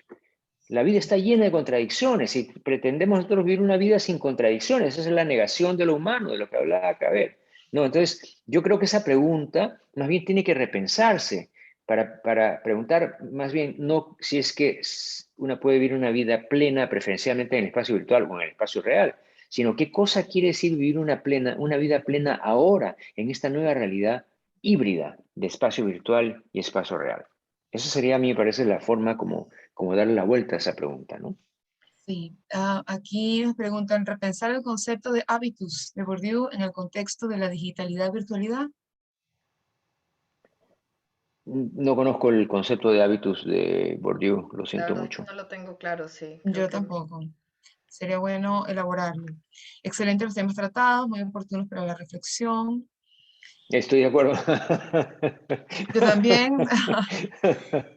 Am, es interesante pensar en la repetición como condena, parte fundamental de los mitos griegos, tal como expone Alejandra, y el uso de la repetición en el lenguaje de las máquinas contemporáneas. Por ejemplo, el loop, los bucles automáticos, ¿no? Hacen parte fundamental de ese lenguaje, aunque esto no podamos verlo de una forma explícita. Hay secuencias que necesitan internamente series de loops para funcionar. Entonces, la repetición está tras el funcionamiento o los mecanismos de la virtualidad. mm, Creo que es un comentario, ¿no? sí. De acuerdo con Víctor, incluso la realidad expandida funciona, en la realidad expandida funciona lo digital y lo material en nuestra vida diaria. Al menos eso lo promete hacer. La tecnología no está lo suficientemente madura para ello. Bueno, ahora sí no entiendo muy bien qué se quiere decir acá, pero Incluso la realidad expandida funciona, al menos eso se lo promete hacer, la tecnología no está lo suficientemente madura para ella. Para ello, o no lo sea, en sé. un sentido más, digamos, evidente, claro, la tecnología está recién empezando por ahí, ¿no? Entonces no está muy madura, pero sí, Sí, pero no entiendo. No entiendo sí, para pero dónde va la pregunta. esto sí, tampoco. Pero esto sería como un ámbito de progreso lineal, ¿no? Tenemos que esperar a que venga algo mejor que esto, en lugar de apreciar o de tratar de comprender esto tal y como se nos está presentando, ¿no? Como por ejemplo estamos nosotros explorando acá. Dice Ujú. Humberto, gracias Víctor y Alejandro. La danza es expansión del espacio, el tiempo, la energía. Las virtualidades humanas quizás son nuestra humanidad extendida. Podemos ser algo distinto a lo humano. Milenios buscando lo otro y tal vez encontramos a lo humano. Puede que el asunto no sea pensar el humanismo, sino pensar que la expansión es la posibilidad de hacer muchas cosas. Creo que humanismo y humano deben ser pensados de forma independiente, discernidos. Si pensamos que somos afuera, también hay ya un cambio. Víctor. Bueno, yo pienso que el humanismo, es que, claro, no sé si entiendo bien la pregunta o el comentario, que no vamos a dejar de ser nunca humanos, aunque sí podemos dejar de ser humanistas. Claro, yo entiendo, las virtualidades humanas quizás son nuestra humanidad extendida, que es un poco lo que yo te decía al inicio, ¿no? Claro, Eh, podemos ser algo distinto a lo humano, entonces desde ese punto de vista de lo extendido, ¿no? Mm, sí, pero fíjate ¿qué lo que cosa es lo dice humano? Milenio, exacto, Milenios buscando lo otro y tal vez encontramos a lo humano. Es que Puede que precisamente sea un lo poco, otro puede ser lo humano, lo verdaderamente humano es lo otro, y el humanismo es lo que quiere más bien reducir lo otro a lo mismo, ¿no? O sea que ese sería el problema del humanismo, que quiere homogenizar y que ajá, en realidad lo humano más bien debe ser, es la pluralidad, es la apertura, es como todo en la vida, ¿no? Entonces, digamos que el posthumanismo sería más bien el descubrir esa pluralidad dentro del ser humano, ¿no? Que sería humana, pero no en el sentido que el humanismo la ha tomado como una cosa restringida en función de un solo ajá, como paradigma. una cosa restringida, definida, biológica, religiosa o metafísicamente o biológicamente, ¿no? Eh, yo creo que es, la pregunta es como tú decías, Víctor, ¿qué es entonces lo humano? Si estamos nosotros expandidos a través de la tecnología, ¿no? ¿Qué es lo humano? Bueno, ya no tenemos respuesta socrática o metafísica o biológica o para eso, ¿qué es lo humano? Exploramos la pluralidad, ¿no es cierto? Salir de las categorías racionales y abrirnos a todo lo que quiera hacernos ver cosas de nosotros mismos, ¿no? En Mafe ese dice, sentido, Ale, perdón, Ale, perdón, una pequeña cosita. Creo que en ese sentido, por eso es útil utilizar el término antropocentrismo cuando nos referimos al humanismo, porque entendido como lo estamos tomando, el posthumanismo nos resitúa en aceptar lo propiamente humano, ¿no? Mientras que el humanismo es lo que de cierta manera niega el flujo de vida lo porque lo demás. busca establecer o lo busca reducir a categorías estancas, duales, de comprensión de la realidad, ancladas en el raciocinio, ¿no? Entonces, creo que el antropocentrismo es algo que está ligado con el humanismo, claro que quizás los Claro. términos son un poco confusos, pero sí, es esta centralidad de el hombre como el hombre y el hombre racional, ¿no? Con ciertas características lo que domina y ordena todo lo otro, ¿no? Mafe dice, o una extensión provista por el medio, pero una ampliación en cuanto a la conciencia y la percepción. Creo que responde un poco a lo que estamos diciendo, ¿no? Sí, muy interesante lo que comenta Alejandra. Esas estrategias compositivas nos permiten interrogar el lenguaje de las técnicas, buscar nuestros propios sentidos a través de la interacción y la experiencia cotidiana. Esas cosas nos permiten ver qué hay en la tecnología y en la virtualidad, qué hay en la tecnología y en la virtualidad mucho más allá de sus usos dominantes. Exacto. Saludos a todos, felicidades por sus intervenciones, dice María. Quisiera preguntarles, ¿es posible concebir nuestras formas de habitar lo virtual como una experiencia poética? Con esto me refiero a pensar en poéticas del espacio, del tiempo, de la escucha y la visión. Bueno, Creo que María de Muro ha estado en estas, siempre hace preguntas que me encantan, porque en verdad sí, de eso se trata, ¿no? O sea, el cambio de visión es de la visión rígida, ¿no es cierto?, esclerótica, de una razón que pretende controlar, a una forma de conciencia que es fluida, asociativa, que es, sí, más creativa, más abierta a la vitalidad, y eso es poético, ¿no? sí, ¿Ale? que es el cuerpo hablando, ¿no? Yo creo que lo que me interesaba mucho de lo que comentaste antes, justo Víctor, es esta búsqueda de cómo situarnos de manera híbrida, en un mundo híbrido, ¿no? Y híbrido, no sé, se me acaba de ocurrir, pero debe venir de la misma raíz que hibris, es cierto, en ese sentido, ¿no? Porque está No, no. desordenado, no sé, Sí, sí. quizás no, quizás estoy mintiendo, pero las etimologías falsas también me encantan porque muestran asociaciones. Eh, entonces, bueno, más allá de eso, yo pensaba que, claro, quizás no tenemos respuestas determinadas porque cada persona tiene una experiencia diferente del mundo, evidentemente, y una escucha diferente, pero a mí me gustaría compartir que en un momento que yo tuve un viaje, primera vez que iba a varias ciudades en Europa, mi cámara funcionaba súper mal, mi teléfono tenía una cámara de pésima calidad y decidí un momento grabar sonidos de cómo sonaban las ciudades. Y bueno, cuando hubo la pandemia y no tenían ningún instrumento a la mano porque me quedé varada en Berlín, esa es otra historia, luego dije, bueno, al no tener instrumentos, ¿cómo crear música? ¿Cómo resonar con el lugar en donde estoy? ¿No?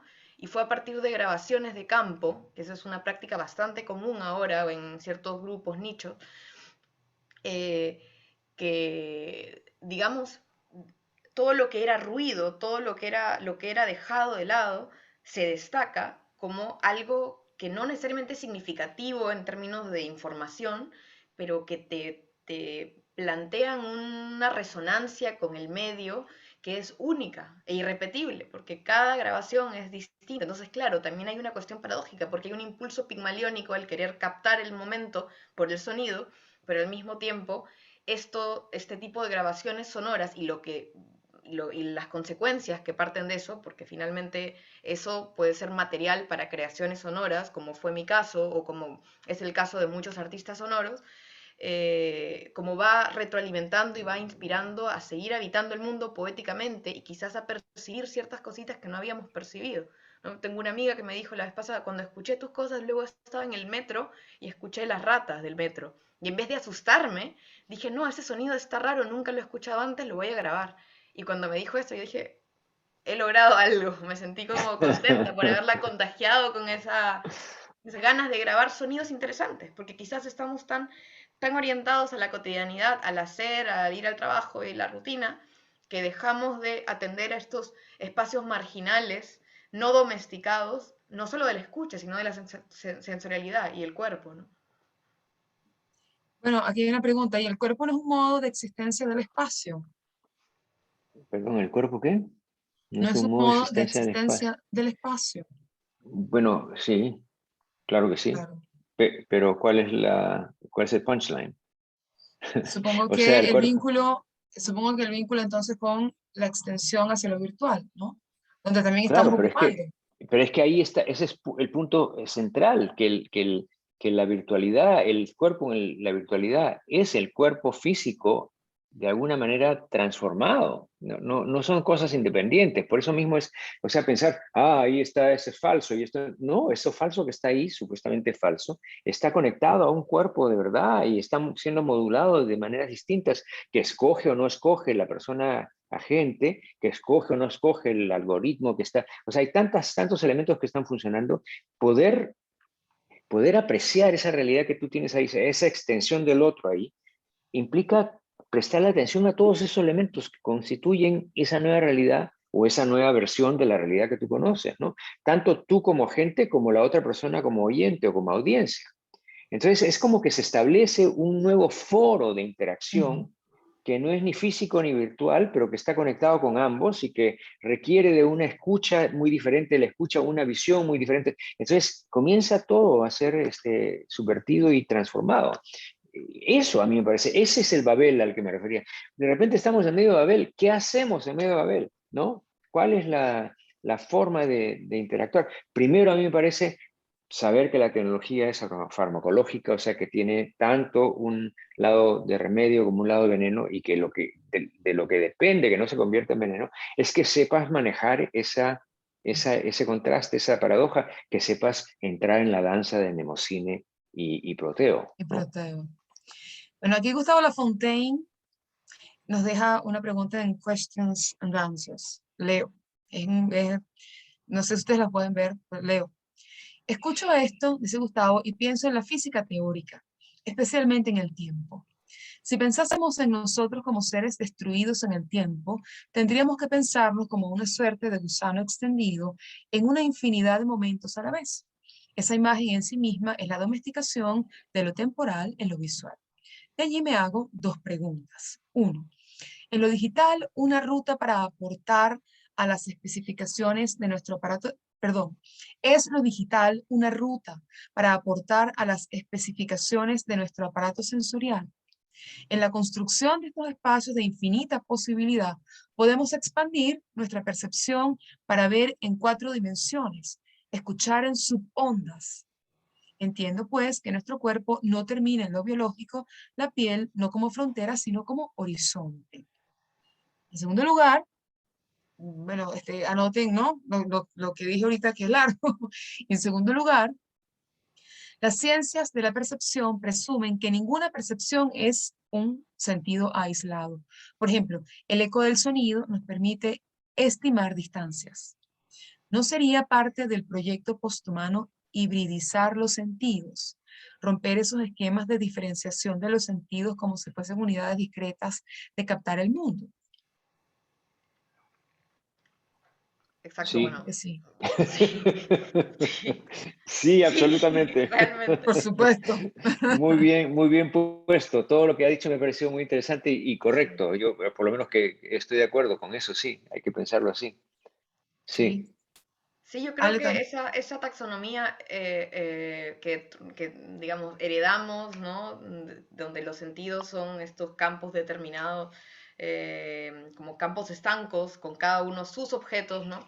Eh, debe ser absolutamente flexibilizada o más bien al entender la experiencia concreta desde la experiencia concreta, dejar hablar la experiencia completa, nos damos cuenta de los entrelazos que se dan, ¿no? Las experiencias sinestésicas, por ejemplo, eh, o las asociaciones que se dan, ¿no? Creo que eso mismo va rompiendo la taxonomía, que es finalmente una capa conceptual que se le pone a la vivencia del cuerpo, pero la vivencia del cuerpo es flexible y fluida.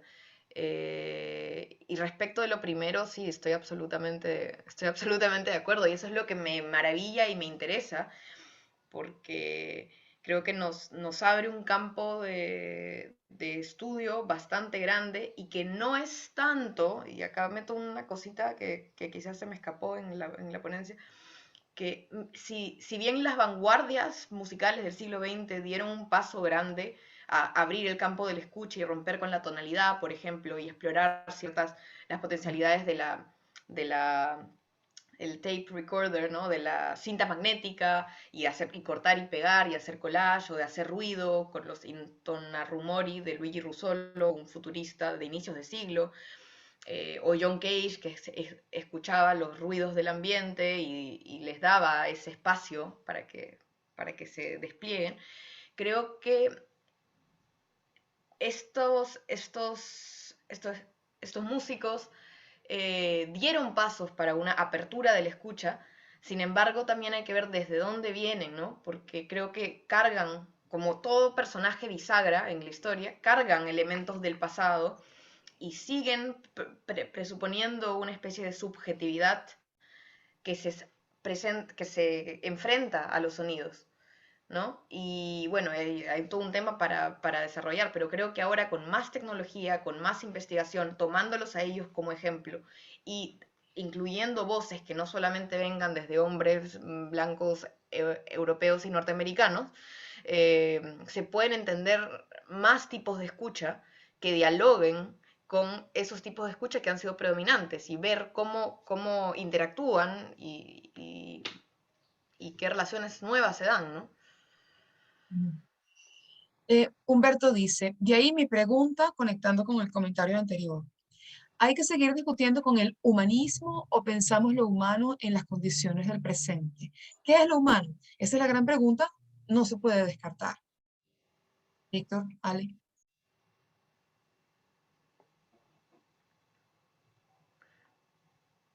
Es que no veo la disyuntiva ahí, o sea, hay que seguir discutiendo con el humanismo. No, me parece ya, eso es evidente que hay que superar el humanismo.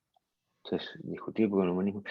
O pensamos lo humano en las condiciones del presente. Bueno, tenemos que pensar lo humano en las condiciones de lo presente, o sea, lo que está pasando con la digitalidad, la forma como estamos interactuando, todo eso está transformando lo que hemos llamado lo humano, ¿no?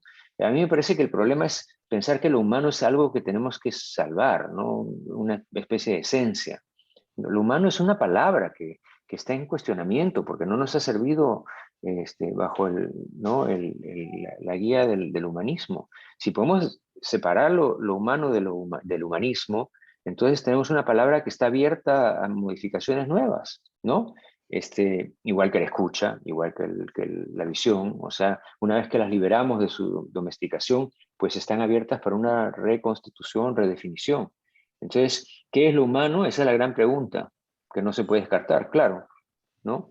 Entonces, ¿qué es lo posthumano? Lo posthumano entonces sería el considerar lo humano más allá de las limitaciones que le ha impuesto la tradición en su identificación con la visión humanista, ¿no? Con la razón y Igual que con el la lenguaje, categoría. ¿no? El lenguaje, ¿qué cosa es el lenguaje? El lenguaje, considerado desde la filosofía analítica, es un fenómeno representacional primariamente, ¿no? Ujú. Ya con el lenguaje ordinario comienza a abrirse a la expresividad. Pero una vez que se abre a la expresividad, entonces ya digamos que comienza a plantearse la pregunta urgente de cuál es la diferencia entre el lenguaje y la música, por ejemplo, ¿no? O sea, cómo puede significar el lenguaje emotividad y etcétera, más allá de los conceptos del lenguaje representacional. Entonces, comienza a haber una ampliación de los conceptos de igual manera como la ampliación del concepto de lo humano tendría que ocurrir. Ujú. Dice Wilfredo, el antropocentrismo nos redujo al mundo físico racional. La interacción en el mundo virtual nos permite emplear lo humano, permitiendo su reconceptualización. Un poco lo que estamos planteando, ¿no? Sí, Mafe dice la dosis. Eh, Gustavo, no sé por qué pides perdón, no entiendo. la dosis. La Solo un dosis. cambio de término solo con un cambio de término puede haber una liberación. No sé, no sé. O sea, no necesariamente, ¿no? O sea, puede un término mismo a asumir una nueva vida. Es Puede que tener una nombrar segunda implica oportunidad. ya... Perdón. No, es que pensaba que nombrar implica dar cierta existencia a algo o darle, pues, ¿no? Tematizarlo y eso mismo tiene impactos en las maneras de, o bueno, sí, en las maneras de vincularnos con eso, ¿no? Si le ponemos, por ejemplo, el proponer un término para una cierta práctica nos permite identificarla mejor y tener la capacidad de dirigirnos a eso de una nueva manera. Entonces creo que la cuestión terminológica, si bien puede ser pues un poco abstracta, sí tiene un impacto finalmente porque es el lenguaje que vuelve a la vida, ¿no? Sí. Sí, Bueno, yo pienso que sí, que este comentario de Wilfredo es interesante, ¿no? Esta apertura a lo virtual nos permite reconceptualizar lo que hemos entendido como lo humano, ¿no? Que ya no puede plantearse en términos definitivos, conceptuales, sólidos, inamovibles, porque no es así, ¿no? Estamos en hibridez, en comprensión, en posibilidades y estamos explorando, ¿sí? Bueno, sí, maravillosa discusión, dice Mafe. Y bueno, estamos ya sobre la hora. Muy, desgraciadamente. sí, muy agradecidos con tanta participación, un sábado Sí, de mediodía. verdaderamente, excelentes preguntas. De verdad que ha Muchísimas sido gracias. lástima que estemos limitados al chat, ¿no? Porque es como eso, son palabras ya Bueno, muertas. sí, Pero no han servido para una buena discusión. sí. Me alegro. Y bueno, nos Sí, queda invitar para la próxima sesión en julio el próximo mes. Ya haremos la promoción correspondiente a tiempo, pero bueno, ya invitamos desde ahora. Muchísimas gracias, Ale, por tu presentación, por tu conexión, por la discusión, por todo este tiempo invertido. Víctor, por supuesto, por estar siempre con nosotros, alentando estas maravillosas discusiones. Su espíritu, pues inunda todo esto y doy fe, como decía en el chat, de las palabras que ha dicho Ale cuando Víctor terminó de hablar. Siempre quedamos inspirados y siempre con posibilidades de decir cosas nuevas. Víctor, muy agradecido. A mí me fascina que tengamos este grupo y que todas las semanas, todas las veces que nos reunimos tenemos una gran discusión. Ojalá que más gente pues acceda a ella porque vale la pena, me parece, que siga creciendo. Así que Sí, muchas gracias a todos. Muchas Ale, muchísimas gracias. gracias por tu participación, a todos. Por la invitación, muchísimas gracias. Nos Sí, vemos la próxima lástima vez. que Humberto no tuvo audio, pero bueno, aquí hicimos lo posible. Y ya sabes, Humberto, la próxima vez, por favor, te preparas mejor. Gracias, Te estoy Joana, gracias a fastidiando. todos. Gracias a Muchas todos. gracias. Cuídense.